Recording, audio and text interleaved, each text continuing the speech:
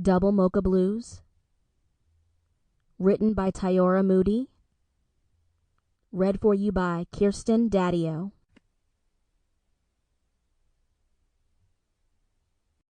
Chapter 1. Double Delights. Urban Radio Station, Charleston, SC. DJ Nyla B. What's up, Sugar Creek? We have our very own Joss Miller on the show today. Joss, thank you for being here today. Joss, thank you for having me. DJ Nyla B. Not a problem, girlfriend. Now you and me go way back. Tell our listeners about your recently launched true crime podcast. I hear it's getting a lot of attention. Why did you start it? Joss. Sure. The Cold Justice podcast dives into real stories of victims of a crime. This first season is very close to home for me. The circumstances of my grandfather's death in 1968 have never really been addressed, and I don't want people to forget what happened. DJ Nyla B.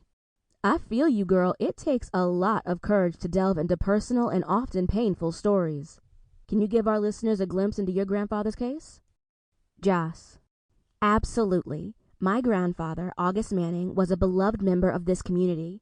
He was a kind-hearted man who, I've been told, was one of the greatest baseball players in the South. It was his dream to play Major League Baseball like Jackie Robinson. His murder was never fully investigated, but many of the young men who beat him to death were from prominent families in the community. DJ Nyla B. That's tough. It sounds like you're on a mission to seek justice for your grandfather. Can you tell us a little about what listeners can expect from the podcast? Joss. Certainly. The podcast will take listeners on a journey through the stories of those who knew my grandfather and the impact his death had on our community. All episodes will be available for all those folks who like to binge through a podcast. I pray it sparks some closure for my family. DJ Nyla B.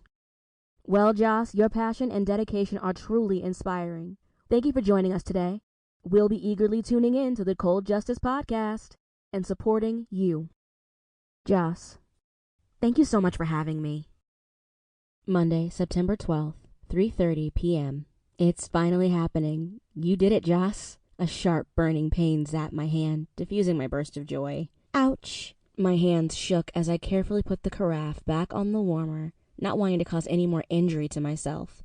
I cringed as a tiny puddle of coffee inched closer to the edge of the counter. In my excitement of hearing my morning interview on the radio, I'd actually missed pouring the coffee into the cup. Snagging a cloth from underneath the counter, I dabbed up the coffee before I ended up having to mop the floor, too. I looked down at my... Sample complete. Ready to continue?